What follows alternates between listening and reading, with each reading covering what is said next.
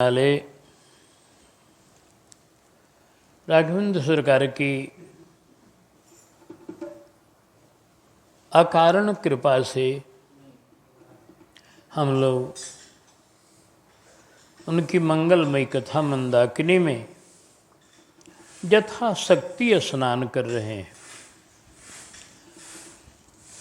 और कथा का यही विधान भी है। कोई भी इस प्रभु के चरित्र का पूरा वर्णन कर नहीं पाता है, सभी लोग अपने मति के अनुसार ही कहते हैं।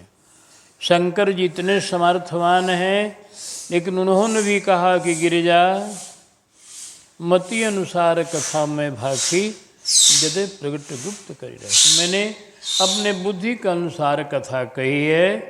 कथा इतनी ही नहीं है, हमारी जितनी बुद्धि में बात आई उतनी मैंने कही।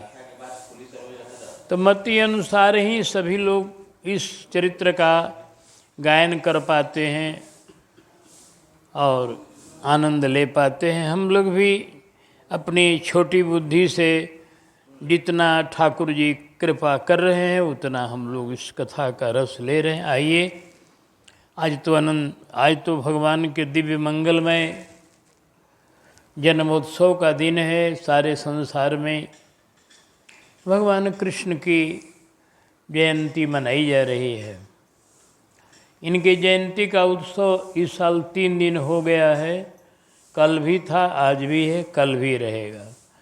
कारण है उसका कि तिथि के अनुसार कल तिथि थी अष्टमी और आज सुबह रही। तो तिथि 2 दिनों में बट गई, कल में और आज में, इसलिए किसी ने कल मना लिया, कोई आज मनाए। अब रही गई कल की बात, तो कल कोई अष्टमी तिथि बिल्कुल नहीं है। फिर भी जन्माष्टमी जयंती मनाई जा रही है, कृष्ण जयंती। कारण है उसका कि कल के जयंती में रोहिणी नक्षत्र का प्रवेश हो जाता है।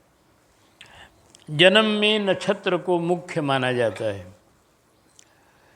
तो भगवान कृष्ण का अवतार हुआ रोहिणी नक्षत्र में, वो रोहिणी काल आ रही है। इसलिए हमारे आचार्य संप्रदाय के जितने संत महात्मा हैं वो सभी लोग कल मनाएंगे जयंती, क्योंकि वो लोग बिना रोहिणी के नहीं मनाते। और रोहिणी चाहे 10 दिन के बाद पड़े तो रोहिणी में ही मनाएंगे। तो उनके अनुसार रोहिणी नक्षत्र के अनुसार कल जन्माष्टमी है। अष्टमी तिथि के अनुसार आज है और कल भी थी। तो हमको इससे विशेष मतलब नहीं रहता है। हम तो इतना ही जानते हैं कि भगवान का जन्म जिस दिन गाएंगे, जिस दिन उत्सव मनाएंगे, उस दिन हमारी जन्माष्टमी है। भगवान का चरित्र गाना है। जयंती रोज हो तो बढ़िया है। हाँ, हमारे डोंगरे जी अपने ग्रंथ में लिखते हैं कि नंदोत्सव रोज मनाना चाहिए। नंदोत्सव सवेरे ब्राह्म मुहूर्त में सवेरे सवेरे हुआ, तो कहते हैं कि रोज नंदोत्सव मनाओ, रोज भगवान को ध्यान करो, चिंतन करो कि भगवान जन्म ले रहे हैं बाल रूप में, कितना बढ़िया है। तो रोज ही नंदोत्सव मनाया जाए तो बढ़िया है। 3 दिन हो गया तो कोई बड़ी बात नहीं है। इसलिए आइए, आज हम लोग अब चलें। कल के प्रकरण के अनुसार आपको कल बात सुनाई गई है कि कंस ने अपने बहन बहनोई को जेल में बंद कर दिया है। वसुदेव देवकी को जेल में रख दिया है और उनके बच्चों को ले करके मार रहा है। 6 बच्चे को मार दिया। 7वें में श्री बलराम जी आए तो उनको भगवान ने अपनी माया के द्वारा, अपनी दिव्य शक्ति के द्वारा उनको, जो देवकी के उदर में वो उनका शरीर था, उसको वहाँ से निकालकर जोग माया ने रोहिणी के शरीर में कर दिया। इसलिए एक ही बलराम जी देवकी के 7वें पुत्र और रोहिणी के प्रथम पुत्र बन गए। तो बलराम जी का जन्म ब्रज में हुआ, वहाँ बधाई हुई, उत्सव मनाया गया। अब यहाँ हल्ला हो गया कंस के यहाँ कि 7वां गर्भ नष्ट हो गया। बड़ी शिकायत कंस की हुई, लोगों ने बड़ी उसके ऊपर, बहुत लोग दुखी हुए कि बड़ा नीच है, अब की बार तो बच्चे को गर्भ में ही मार दिया, और 6 बच्चों को तो जन्म लेने पर मारा, इस बच्चे को तो माँ के पेट में ही मार दिया। ऐसा लोगों के मन में हो गया भ्रम, जबकि कंस ने ये काम नहीं किया, ये तो भगवान की जोग माया ने किया, वहाँ से निकाल कर वहाँ कर दिया। बलराम जी मारे नहीं गए हैं, बलराम जी तो ब्रज में खूब आनंद ले रहे हैं। लेकिन कंस को अब ये बात किसी को पता नहीं चली। भगवान जब नहीं चाहेंगे तो उनके रहस्य को, उनकी लीला को कोई नहीं जानेगा, कोई जाना नहीं। अब आइए 8वें गर्भ के रूप में स्वयं साक्षात परब्रह्म परमात्मा देवकी के कुछ में, देवकी के गर्भ में आकर निवास किए। ये वहीं भगवान पदार्पण किए, देवकी मैया के शरीर में प्रकाश आ गया, उनके शरीर से नील वर्ण का प्रकाश निकलने लगा। यह नील वर्ण का प्रकाश एकदम बिल्कुल घर में उजाला कर दे। ये जाकर के सेवकों ने बात सुनाया कंस महाराज को कि अब की बार देवकी का शरीर बड़ा प्रकाशित हो रहा है। कंस आया, दर्शन किया। अगर चाहता, दुष्ट तो था ही, तो मार देता देवकी को कि कब चलो गर्भ में बच्चा है, मार दो, ये भी मर जाएगी, गर्भ का बच्चा मर जाएगा।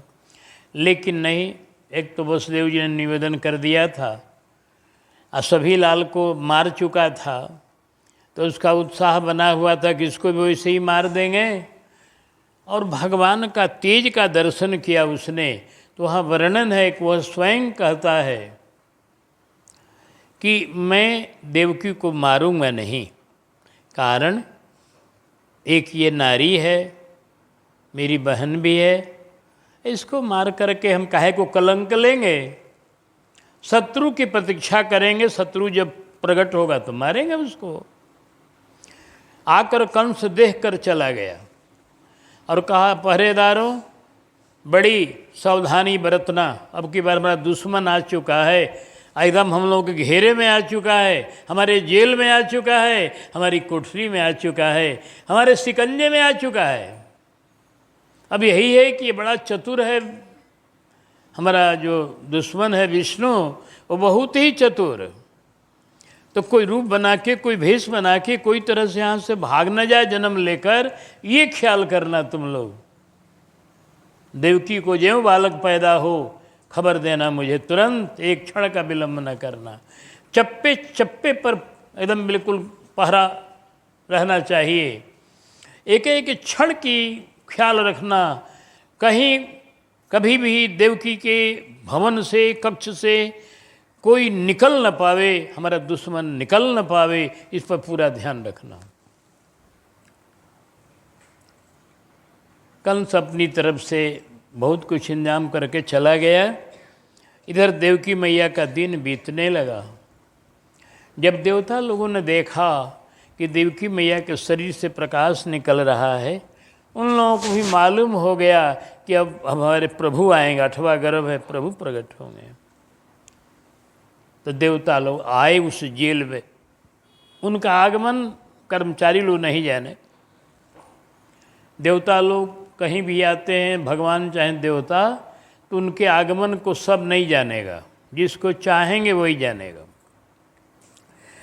तो देवता लोग आए और सब लोगों ने भगवान की स्तुति करी, गर्भ स्तुति करी। स्तुति तो बहुत बहुत है, भागवत में बड़ी लंबी चौड़ी स्तुति है भगवान की, लेकिन थोड़े में उन लोगों ने पहले प्रभु का गुण गाया।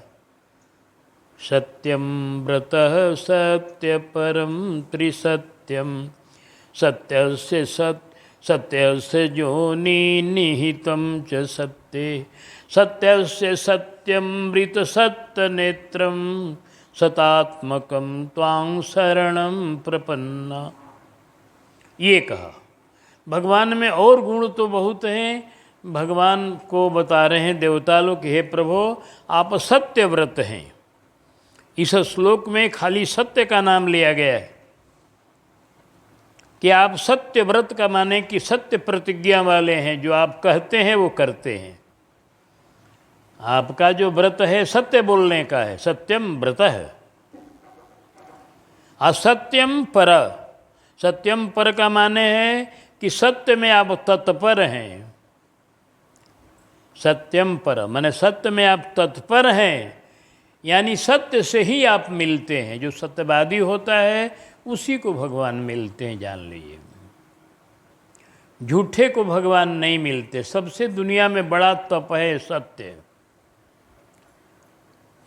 मानस में कहा गया है कि सत्य मूल सब सुकृत सुहाए, वेद पुराण विदित मनु गाए। सत्य जो है यह सब पुण्यों का मूल है। सत्य ही बड़ा भारी तप है। हाँ, तो इसलिए देवता लोगों ने कहा कि आप सत्य से प्राप्त होते हैं। सत्यम व्रत सत्य परम त्रिसत्यम। त्रिसत्यम माने भूत भविष्य वर्तमान। पिछले भी जब सृष्टि की रचना नहीं थी तो भी आप ही थे प्रभु, और कोई नहीं था। वो भी उसमें भी आप सत्य थे, माने झूठे नहीं हैं आप। आपका सत्य का मतलब ये भी कि आप शाश्वत हैं, आप कोई मिटने वाले नहीं हैं। सतहरि भजन जगत सब सपना। तो आप उस समय भी थे जब कोई नहीं था,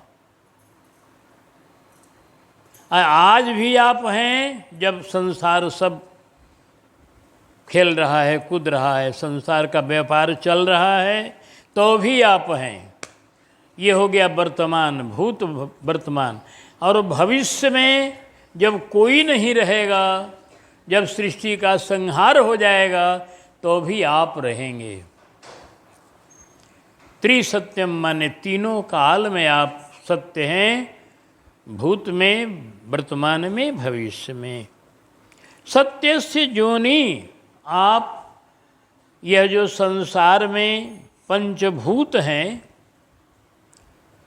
क्षिति है, पृथ्वी है, आकाश है, गगन समीर, हवा है, अनल है, आग है, पृथ्वी है, ये जो भी पांचों तत्व हैं, ये शाश्वत, ये भी तो बराबर रहते हैं तत्व। इन सब को उत्पन्न करने वाले आप हैं। भगवान ने ही उत्पन्न किया है पृथ्वी को, भगवान ने उत्पन्न किया है आकाश को, भगवान ने उत्पन्न किया है जल को, हवा को, सबको। तो सत्य से जोनी, सत्य को उत्पन्न करने वाले इस संसार रूपी सत्य को,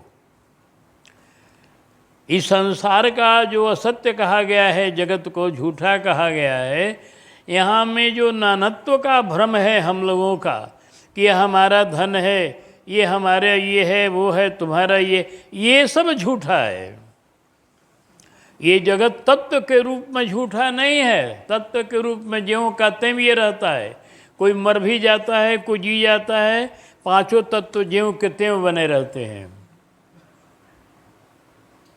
इसलिए इसको सत्य कहा गया है। सत्य से जोनी, इन पंचभूतों के उत्पन्न करने वाले आप हैं।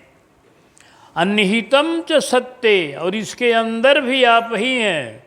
ये पंचभूत काम नहीं कर रहे थे पहले। जब भगवान ने पंचभूतों की रचना करी तो कोई तत्व में कोई क्रिया नहीं हो रही थी। अग्नि पड़े हुए हैं और पृथ्वी भी है, जल भी है, कोई क्रिया नहीं हो रही थी। तो भगवान जब अपने समा गए व्यापक बन के सब में, तब क्रिया चालू हो गई सबकी। निहितम च सत्य, इस सत्य के अंदर आप ही हैं। हरि व्यापक सर्वत्र समाना।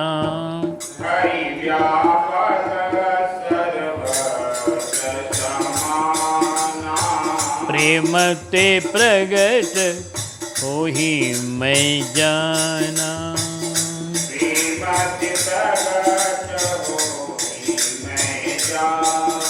हे प्रभु, देवता बोल रहे हैं भगवान से, गर्भस्थ भगवान से कि हे प्रभु, आप सत्य के भी सत्य हैं, सत्य से सत्यम। यह जो पंचभूत सत्य हैं तो ये व्यवहारिक सत्य है और आप परमार्थिक सत्य हैं। हाँ, आप सारे जगत से विलक्षण हैं, सारा जगत परिवर्तनशील है, सब बदलने वाला और सब असत्य है। उस माने में परमार्थिक तत्व में संसार सपना है, लेकिन आप सत्य हैं, आप सपना नहीं हैं, आप सत्य हैं। सत्य से सत्यम, सत्य के भी सत्य आप हैं, यानी इस जगत के भी सार तत्व आप हैं।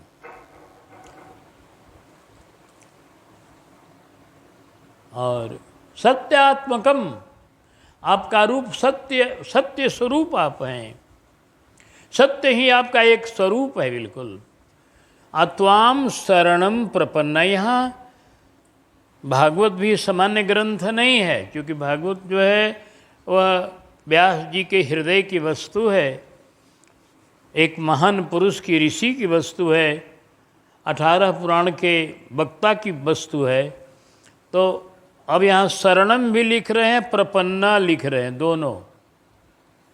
तो शरणम का माने तो हो गया भगवान का, प्रपन्ना का माने भी वही होता है।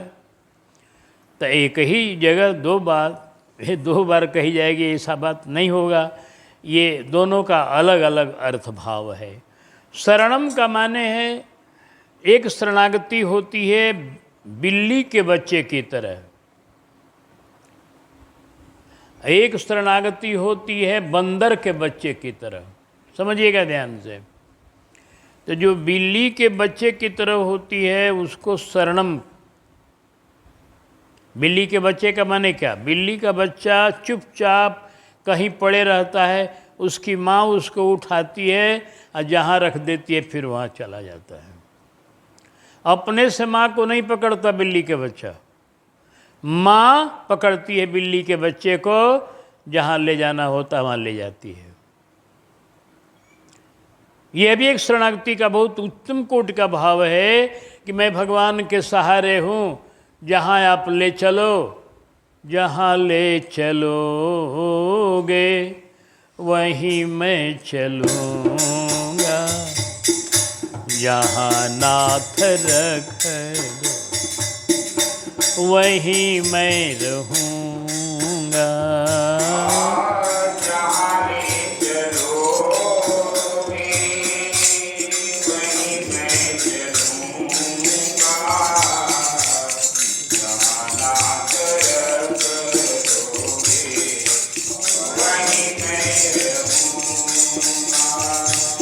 तुम्हारे ही दीन है, तुम्हारी ही रातें, तुम्हारे ही दीन है, तुम्हारी ही रातें, तुम्हारे ही दीन है, तुम्हारी ही रातें,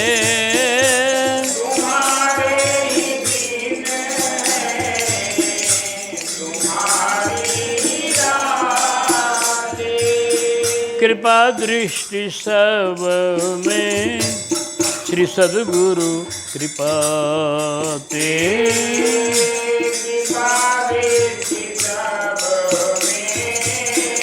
सद्गुरु कृपा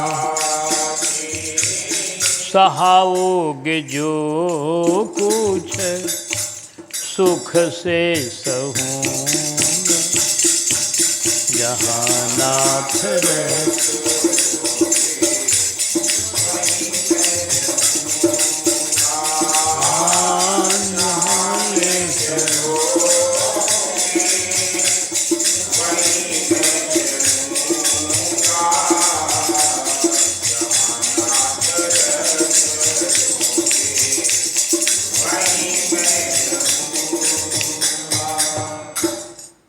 जहाँ रख दो, जहाँ ले चलो,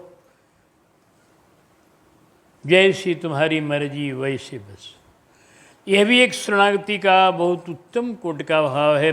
बिल्ली के बच्चे की तरह भक्त पड़े रहते हैं चुपचाप और भगवान के भरोसे रहते हैं। जहाँ वो रख देगा वहाँ रहेंगे, जो खिलाएगा वही खाएंगे, जहाँ सुलाएगा वहीं सोएंगे। हाँ, हारिए न हिम्मत विसारिए न हरि राम, जहाँ ही विधि राखे राम वहाँ ही विधि रहिए। देवता लोग कहते हैं शरणम। अप्रपन्ना का तात्पर्य है बंदर का बच्चा अपने से पकड़ लेता है, माँ को पकड़े रहता है। बंदर का बच्चा अपने से पकड़े रहता है माँ को, माँ कूदती रहती है, फांदती रहती है डालों पर इधर से उधर, वो पकड़े रहता है। तो भक्त वैसे भी होते हैं जो भगवान को सब छोड़कर संसार को, प्रभु को पकड़ लिए कि हे प्रभु मैं आपको अब पकड़ लिया हूँ, आपका चरण नहीं छोड़ूंगा अब। हाँ,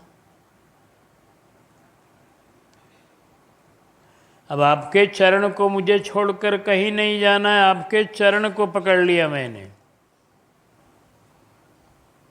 प्रभु पहचानी परेऊ गई चरना, सो सुखो मा जाए नहीं बरना, अब चरण नहीं छोड़ूंगा।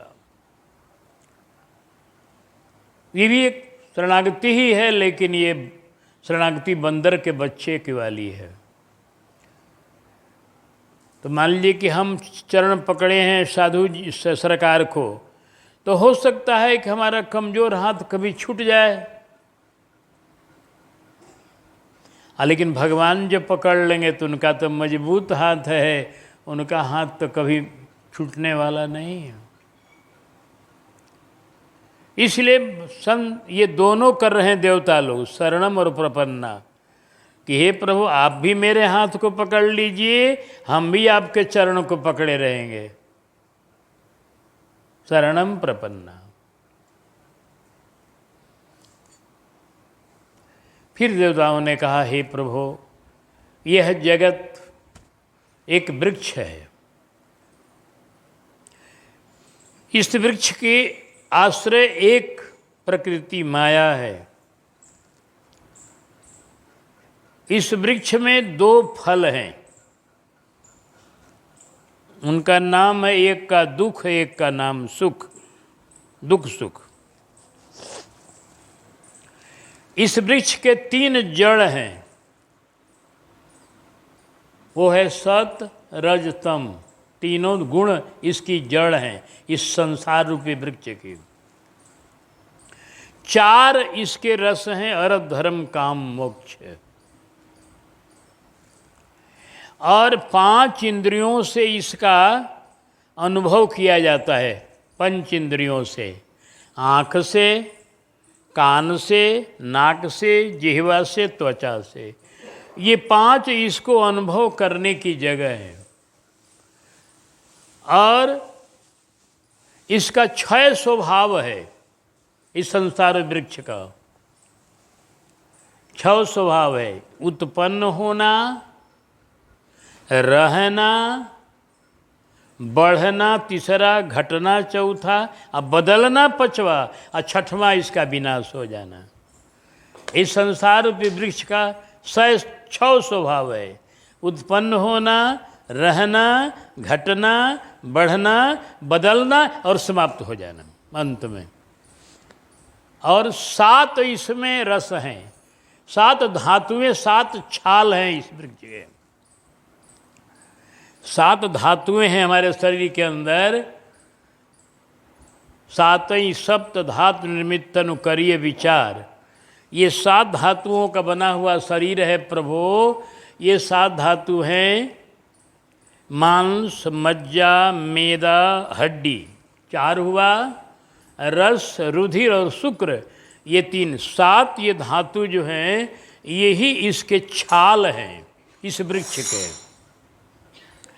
और 8 इसके, एक देवता लोग क्रम से वर्णन कर रहे हैं, 1 2 3 4 5, और 8 इसकी डाली है।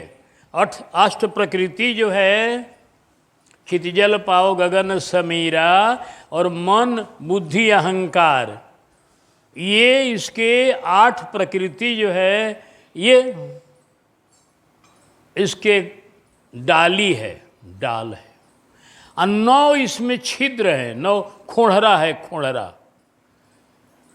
2 आँख का छिद्र है, 2 नाक का छिद्र है, 1 मुंह का छिद्र है, 2 कान का छिद्र है और अधो इंद्रियों का छिद्र है। इस तरह से मिला के 9 छिद्र इसमें है। ये खोड़रा है वृक्ष का। अब फिर 10 गो इसका पत्ता है, 10 गो प्राण हैं शरीर में, 10 प्राण जो है इसके पत्ते हैं। और इस वृक्ष पर रहने वाली 2 गो चिड़िया है, एक का नाम जीव, एक का नाम ईश्वर। 2 चिड़िया है और एक चिड़िया तो इसका फल खाती है, एक चिड़िया चुपचाप बैठकर देखते रहती है। फल खाने वाले चिड़िया का नाम जीव है और देखने वाली चिड़िया का नाम ईश्वर है। ये बात मानस में ही वर्णन है। वेद स्तुति जो है भगवान की राजगद्दी के समय में, उसमें वेदों ने वर्णन किया है। अव्यक्त मूल मनादि तरु त्वच चार निगमा गंभने खटकंध शाखा 25 अनेक पर्ण सुमन घने फल जुगल विधि कटु मधुर वेली अकेली जही आश्रित रहे पल्लवत फूलत नवल नित। इसी को संत अपनी वाणी में गा रहे हैं। संतों ने सब वस्तुओं को सहज बना दिया ना। ये तो वेद का मंत्र है, वेद का ये वर्णन सब है। समझना सबके बस की बात नहीं है, बढ़िया समझे तो उसको सहज बनाया। कि हटिया में देखली एक पिपरा के गछिया है सजनवा मोरे हेठे जे कर फुनगी, हेठे जे कर फुनगी ऊपर सोर हे सजनवा मोरे हेठे जे कर फुनगी ऊपर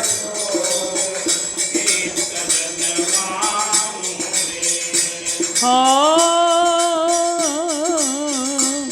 10 दल 2 फल तीता और मीठा हे सजनवा मोरे 10 दल 2 फल तीता और मीठा हे सजनवा 8 डाली पसरल चारों ओर हे सजनवा मोरे 8 डाली पसरल चारों ओर हे सजनवा हाँ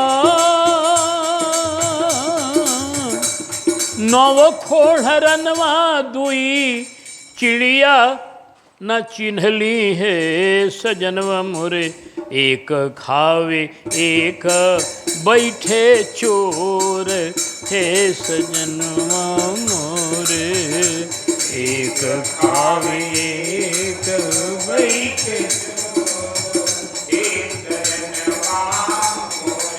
इसी संसार वृक्ष के नीचे बड़ा बाजार लगा हुआ है माया का।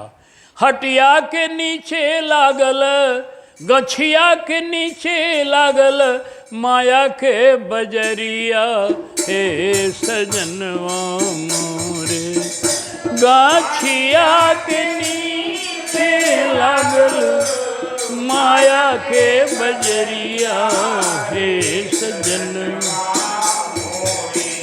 रघुनंदन आनंद में विभोर हे सजनवा मोरे रघुनंदन आनंद में विभोर है।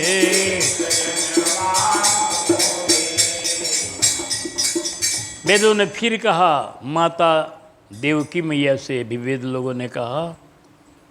फिर इस समय देवता बोले देवी देवकी सो आदि पुरुष पुराण ब्रह्म जो धाम है अशोक को, जग को निवास तो निवासो तेरी कुक्षु माही, करुणा करैया जो हरैया भय शोक को।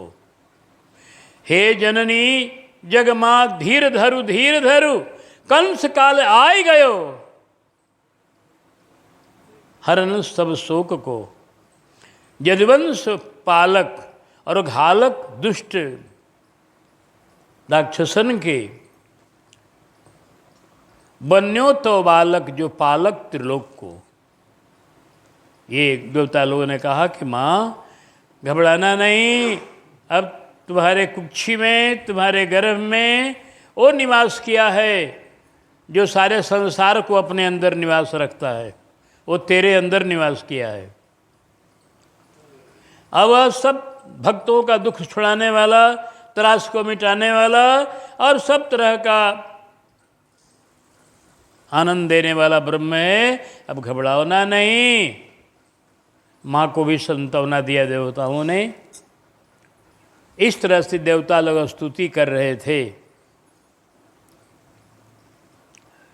उसी समय इधर प्रार्थना कर रहे थे सुर रत्न अनेक,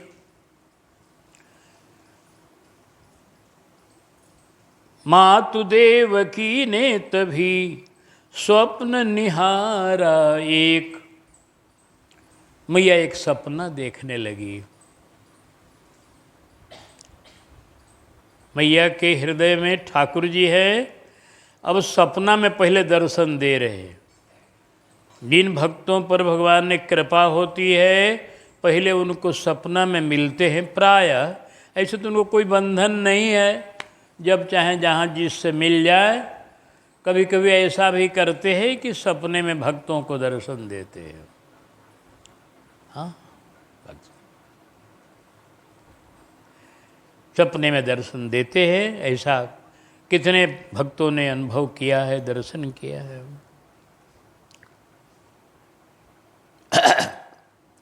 तो मैया को भी सपने में ठाकुर जी प्रकट हो रहे हैं। आज भगवान गर्भ में तो हैं ही और मन में प्रकट हो रहे हैं। तन में भी हैं और मन में प्रकट हो रहे हैं।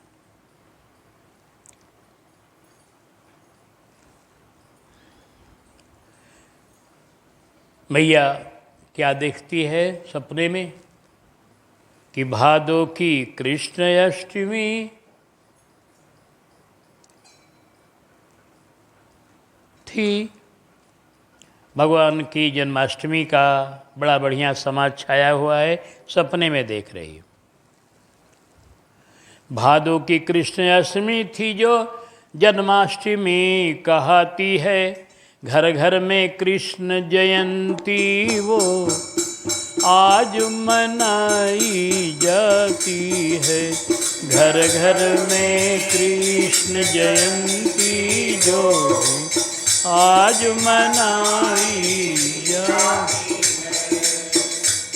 उस काली और अर्धनिशी में जब प्राणी मात्र सो रहा था, देख रहे मैया कि सब कोई सो रहा है, तब जग को जागृत करने को जगपति अवतरित हो रहा था। जग को जागृत करने को जगपति अवतरित हो रहा था। बुधवार अवर था वृषभोदय, रजनीपति उच्च क्षेत्री था। स्वागत के धर्म स्थापक के सुस्थिर नक्षत्र रोहिणी था। स्वागत को धर्म संस्थापक सुस्थिर नक्षत्र। बादल अपना दल बांध बांध नभ पर दुंदुभी बजाते थे। बादल अपना दल बांध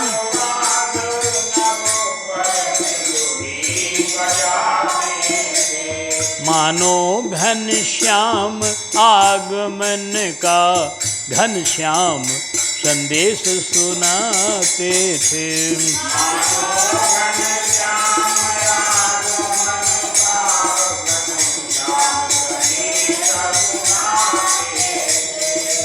बादल लोग, मैया सपना में देख रही है कि बादल लोग आकर के खूब बाजा बजा रहे हैं। बादल लोग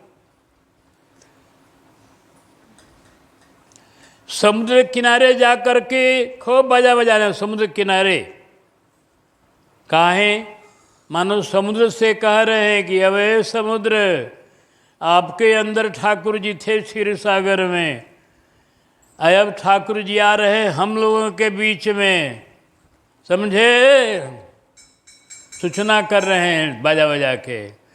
अब हमारे ठाकुर हमारा रंग धारण करके आ रहे हैं, घनश्याम नाम धराएंगे। हम भी बादल घन है और घनश्याम बनेंगे।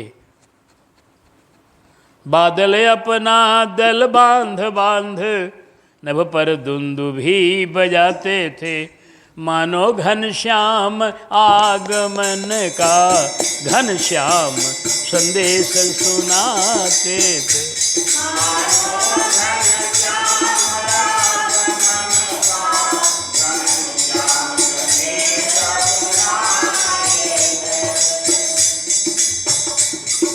नील तेज से भर गया। मैया देखती है कि एक बार एक नीला प्रकाश खूब छाया। वो नीला प्रकाश आया आकाश से और एकदम बिल्कुल चारों तरफ छा गया नीलिमा। नील तेज से भर गया पृथ्वी और आकाश, चंद्र सूर्य को लज्जित कर एक आया दिव्य प्रकाश। चंद्र सूर्य से भी प्रकाश विलक्षण करने वाला एक प्रकाश चारों तरफ भर गया, एकदम बिल्कुल नीला रंग से रंग गया पूरा जगत। मैया, क्या मैं देख रही हूं? ये प्रकाश भगवान का है। ये प्रकाश भगवान का है, जो भगवान मैया को सपने में बता रहे हैं कि अब तुम घबराओ नहीं, अब मेरा प्रकाश सब संसार में छा जाएगा एकदम। और फिर मैया क्या देखती है? नीचे था लाल रक्त सागर, जिसमें सब पृथ्वी धस रही थी। नीचे था लाल रक्त सागर, जिसमें सब पृथ्वी धस रही थी। नीचे था लाल रक्त सागर, जिसमें सब सृष्टि धस रही थी। ये लाल सागर कौन क्या है? यही कंस का अत्याचार है, दुष्टों का अत्याचार है। अघासुर, बघासुर, पुतना, तृणावर्त, शक्तासुर, वत्सासुर, शिशुपाल, दंतवक्र इत्यादि राक्षसों का जो अत्याचार है, वो अत्याचार ही खून का समुद्र है, जिसमें सभी लोग डूब रहे हैं, सभी लोग त्राही त्राही कर रहे हैं। ओह, हद कर दिया इन लोगों ने मिलजुल करके, अत्याचार की हद हो रही है सब जगह।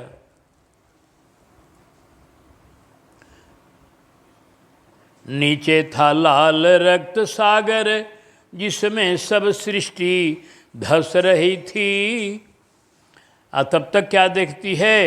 ऊपर आकाश के पर्दे में छोटी सी मूर्ति हंस रही थी। ऊपर आकाश के पर्दे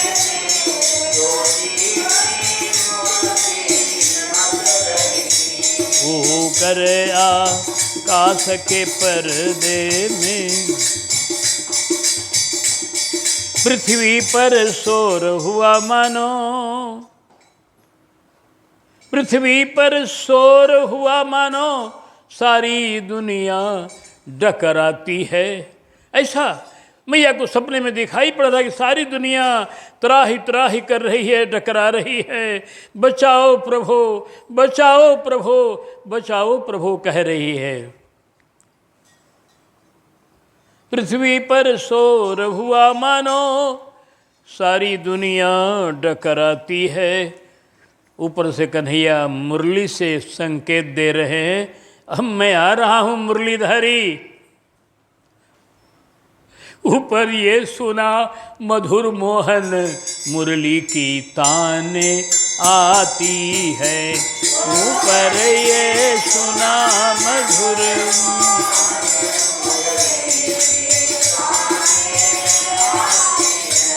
ऊपर ये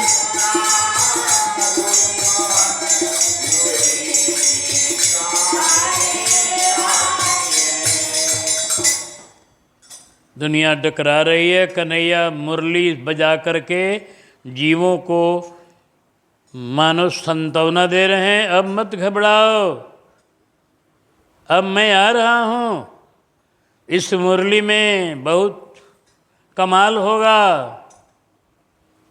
गजब की बांसुरी बजती है, वृंदावन बसैया की, करूँ तारीफ मुरली की या मुरली कन्हैया। जहाँ चलता न का कुछ काम, तीरों और कमानों से विजय नटवर की होती थी वहाँ मुरली की तान। हाँ, मुरली बजा रहे, अब घबराना नहीं। मुरली से बंसी का स्वर लहराया, बंसी का स्वर लहराया जब, झूमा गोकुल और वृंदावन। कदम की डाली जमुना झूमी, और झूमा ब्रज का सब, झूम उठा ब्रज का कड़कड़। सागर झूमे, सागर झूमे और धरती पहाड़, सागर झूमे और पहाड़ पर्वत झूमे, और झूमे धरती और गगन। गोप गोपियाँ गैया झूमी, झूमा राधा का तन मन धन। इस बंसी के प्रताप से जग मत वाला हो गया, इस बंसी के प्रताप से जग मत वाला हो गया। अरे गोलोक में बसने वाला ब्रज का ग्वाला हो गया, गोलोक में बसने।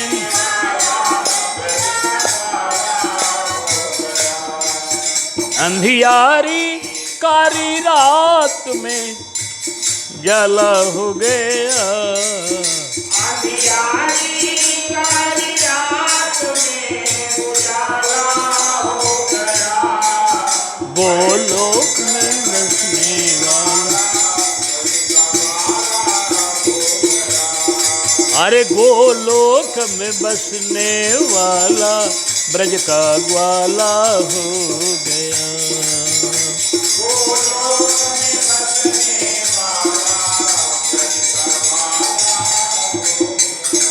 अरे भक्तन हित करुणा बरुणाले, नितलय लीला दिखलाते।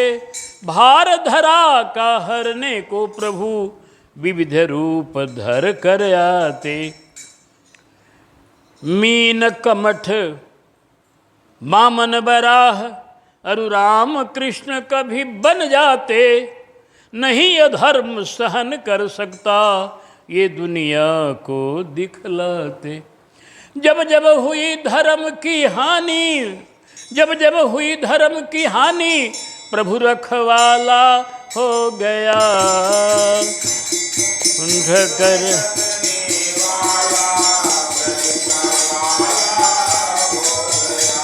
हाँ, जब जब हुई प्रभु रखवाला हो गया। बैकुंठ में रहने वाला ब्रज का वाला हो,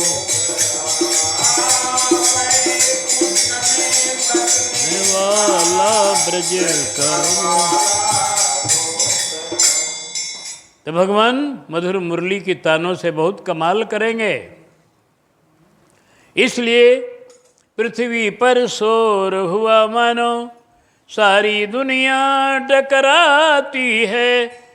ऊपर ये सुना मधुर मोहन मुरली की ताने आती है। मैया फिर क्या देख रही है? ये तो मुरली बजाने वाला बड़ा बालक बढ़िया है, विचित्र। फिर देखती है कि भूतल के जितने प्राणी थे सब नभमंडल पर जा पहुँचे। भूतल के जितने प्राणी थे सब नभमंडल पर जा पहुँचे। नभमंडल के सब तारागण धरती के ऊपर आ पहुँचे।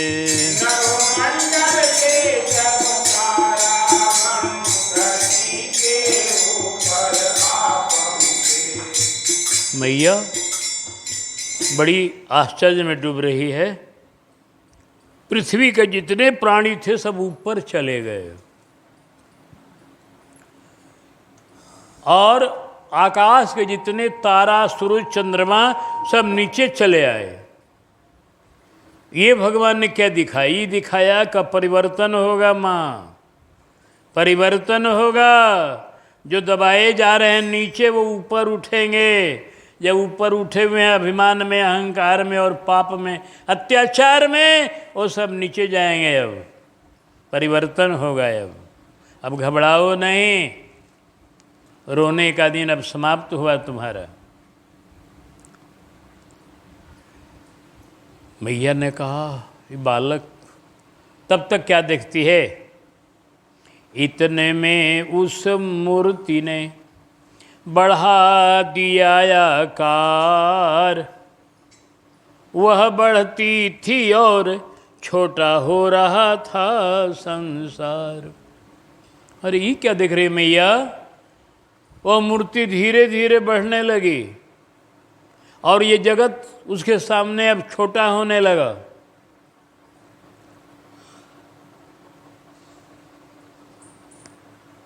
अंत में बढ़ते बढ़ते वह भव्य मूर्ति इतनी विस्तीर्ण अपार हुई। बढ़ते बढ़ते वह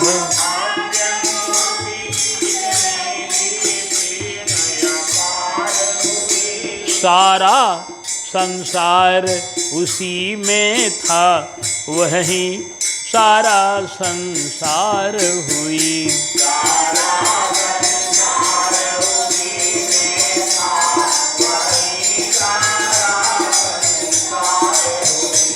फिर नहीं समझ में कुछ आया, क्यों कर यह दृश्य नवीन हुआ। फिर नहीं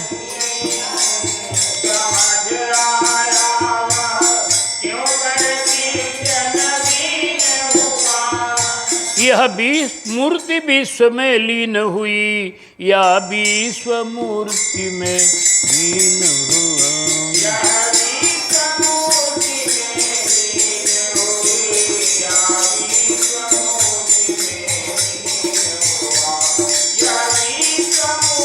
में लीन हुआ।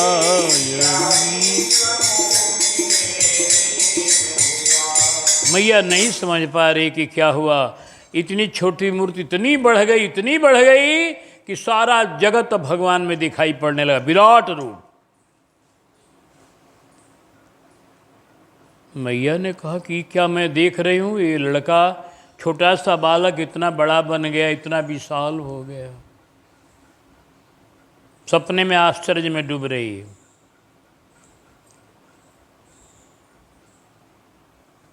मौन हुई अब देवकी, कही न सकी कुछ बैन। इसी स्वप्न में देवकी रही कई क्षण मौन। फिर कुछ गदगद कंठ से बोल उठी, तुम कौन? तो चतुर्भुजी बन कर आ गई, तब तो सन्मुख मूर्ति। शब्द हुआ कैसे करूं इस आज्ञा की पूर्ति। मैया कुछ देर तक मौन रही। ये दृश्य देखकर कभी बड़ा कभी छोटा हो रहा है ये कौन है? बोल उठी, पूछ उठी। बोले भैया इतने छोटे से इतना बड़े बन जाने वाला आप कौन हो?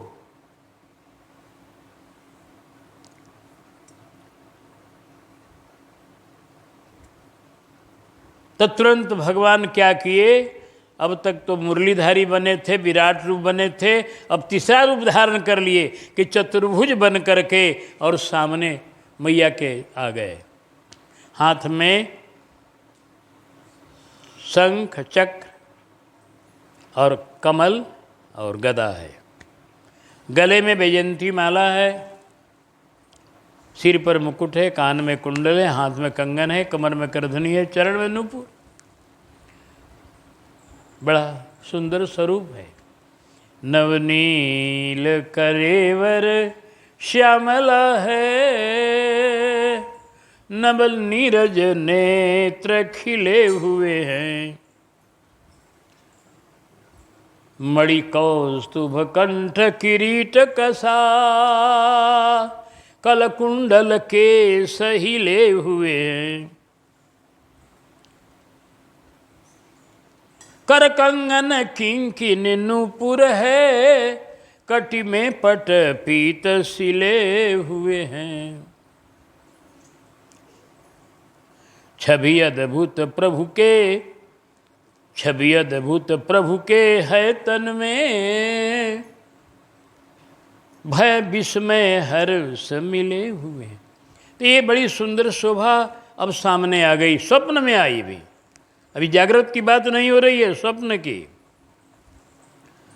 चतुर्भुज बनकर जब भगवान आ गए और मैया ने पूछ दिया है आप कौन है, तो भगवान बोले क्या? खुद मैं कहूँ कवन हूँ मैं, हाँ कह दूंगा कहना होगा। क्या खुद मैं कहूँ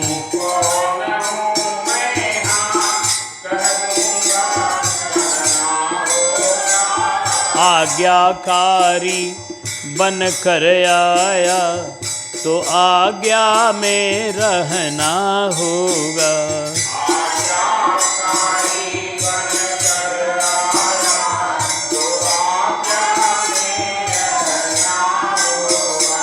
मैं वही हूँ बाकी रह जाता, मैं तू का झगड़ा जहाँ नहीं। मैं वही हूँ बाकी रह जाता, तू का झगड़ा जहाँ नहीं। मैं यहाँ नहीं, मैं वहाँ नहीं, मैं कहीं नहीं, मैं कहाँ नहीं।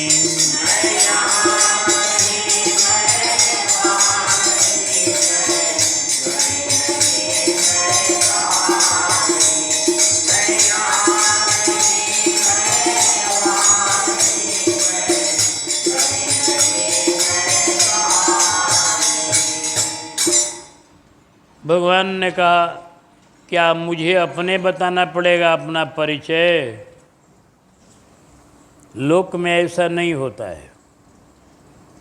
लोक में जब देखिएगा कोई महापुरुष आते हैं, कोई भी महापुरुष आता है कहीं भी किसी मंच पर, तो उसका परिचय, वो अपना परिचय अपने नहीं देता है। उसका परिचय पहले उससे प्रेमी नेमी संगी साथी देते हैं कि ये यहाँ के हैं और ऐसे हैं वैसे, क्योंकि अपना परिचय और अपनी बड़ाई अपने मुख से अच्छी। परिचय तो आदमी अपना नाम गांव बता सकता है, लेकिन बड़ाई अपना अपने करके नहीं न बताएगा कोई। अपनी बड़ाई अपने करना शोभा नहीं होता है। अब परिचय में कुछ गुण कहना पड़ेगा तबे तो कोई समझेगा। तो इसलिए परिचय प्रायः जब होता है तो दूसरे के द्वारा। कहीं भी आप देखिएगा कोई जाता है कहीं, उसके पहले लोग परिचय देते हैं कि आपके सामने इस मंच पर हमारे बगल में बैठे हुए ये महापुरुष हैं, इनका ये गुण है, ये इतने ऐसे हैं वैसे, जो कुछ कहना है परिचित। आई तो ब्रह्मांड नायक हैं, गुणों के समुद्र हैं, इनसे बड़ा कोई है ये नहीं है। इतने बड़े प्रभु अपने से अपना परिचय दें। तो बोले कि ये मैया, मैया अभी नहीं कह रहे हैं, लेकिन मन में तो उनके यही है कि बोले कि अभी परिचय में कैसे, मैया कहेंगे, तुरंत कहेंगे, इसलिए कह भी रहे हैं कि तुमको परिचय अपना कैसे दें माँ। क्या अपने से मैं परिचय दूँ अपना? अपने से अपना परिचय देना तो कठिन होता है। परिचय में अपने गुण को बताना पड़ेगा। अपना मुँह अपने मुँह अपना गुण गाना, अपने मुँह मिट्ठू बनना, ये हमारे यहाँ शोभा नहीं है। तो क्या खुद मैं कहूँ कौन हूँ मैं?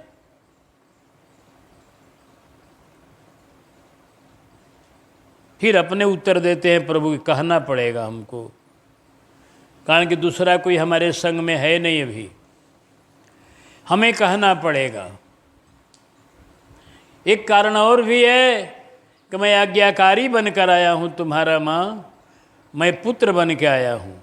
तो पुत्र को माँ की आज्ञा माननी होती है। आज्ञाकारी बन कर आया तो आज्ञा में रहना होगा।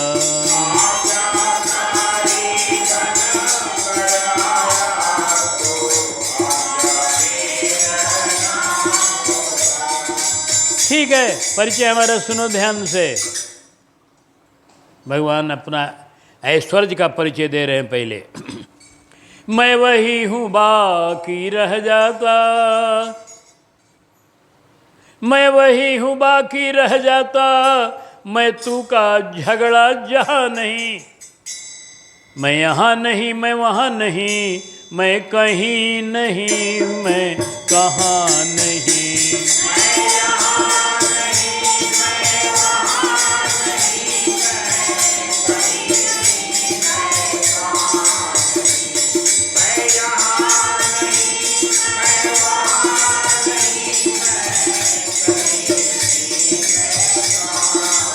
मैं हूँ अर्श पर, मैं हूँ फर्श पर, कोई खास मेरा मका नहीं।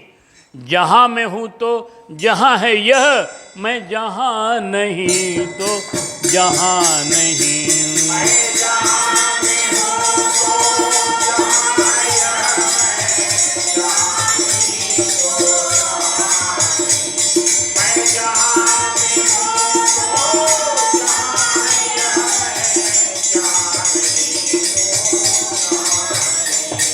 भगवान वेदांत का वर्णन करने लगे, शास्त्रों का एकदम सार तत्व कहने लगे, जिसको बड़े बड़े विद्वान चर्चा करते हैं वो कहने लगे। भगवान ने कहा, देखो मैया, मैं वही हूँ जिसकी प्राप्ति के बाद मैं और तू का झगड़ा समाप्त हो जाता है, जिसको मिल जाने के बाद मैं मेरा और तैं तेरा मन में नहीं रह जाता है। अभी कितनी ऊंची बात भगवान कह गए कि मैं और मेरा में ही सारा संसार डूब रहा है, यही माया है। मैं अरु मोर तोर तैं माया, यही बस किन्हे जीव निकाया। दुनिया की माया का व्याख्या बहुत कुछ है, लेकिन संक्षिप्त रूप में माया का परिचय इतना ही है। मैं अरु मोर तोर तै माया, मैं अरु मोर तोर यही बस कीन्हे जीव निकाया, यही बस कीन्हे।